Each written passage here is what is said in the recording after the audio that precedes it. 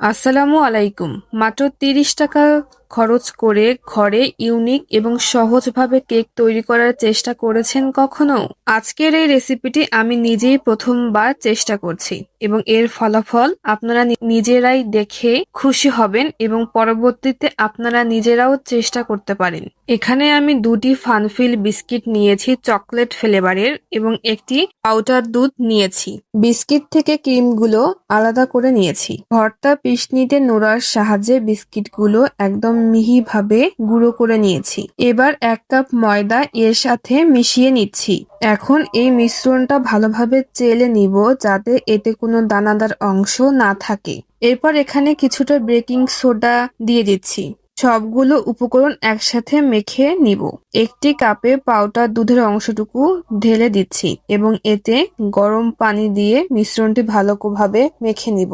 Cake তৈরি করতে চাচ্ছিলাম কিন্তু বাড়িতে কোকো পাউডার না থাকায় কোকো পাউডার এর পরিবর্তে এখানে আমি চকলেট ফ্লেভারের ফানফিট বিস্কিট দুটি অ্যাড করে দিচ্ছি এবং এটি সম্পূর্ণ শর্টকাট উপায়ে। কেক যে পাত্রে তৈরি করব সেখানে প্রথমে তেল মেখে নিয়েছি, এরপর এটি কাগজ দিয়ে দেওয়ার পর সেখানে আবারও কিছুটা তেল মেখে নিয়েছি।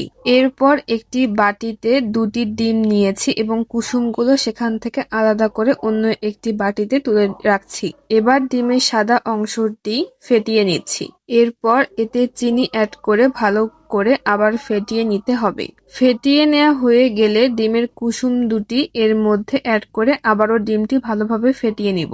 এখানে অবশ্যই রুম টেম্পারেচারে থাকা ডিম ব্যবহার করতে হবে। বিস্কিট এবং ময়দার যে মিশ্রণটা আমি তৈরি করে রেখেছিলাম সেটা এখন এখানে ধীরে ধীরে দিতে হবে এবং আলতো হাতে মিশ্রণটি মেখে নিতে হবে।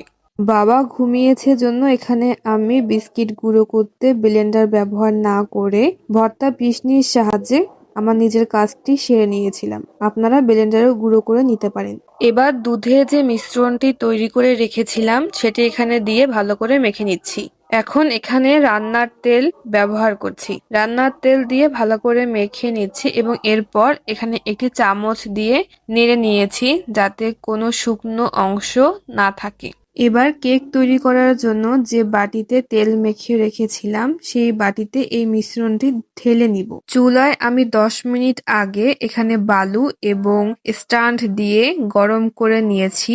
এরপর বাটিটি চুলায় বসিয়ে দিয়ে এর উপর ঢাকনা দিয়ে দিলাম এবং ঢাকনার ফুটোটি ময়দার সাহায্যে বন্ধ করে দিয়েছি।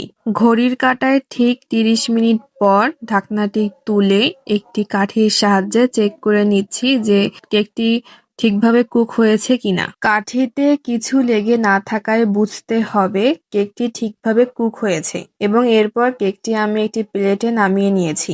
কেকটি অনেক মজা এবং অনেক তুলতুলে নরম এবং অনেক সফট ছিল।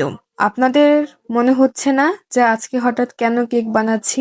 এর কারণ হচ্ছে আজকে আমার জন্মদিন। প্রথম বানাচ্ছি হিসেবে কেকটা আমার কাছে অনেক পারফেক্ট ছিল এবং ভালোই লেগেছে। সকলে দোয়া করবেন। আজকের ভিডিও এ পর্যন্তই। আল্লাহ হাফেজ।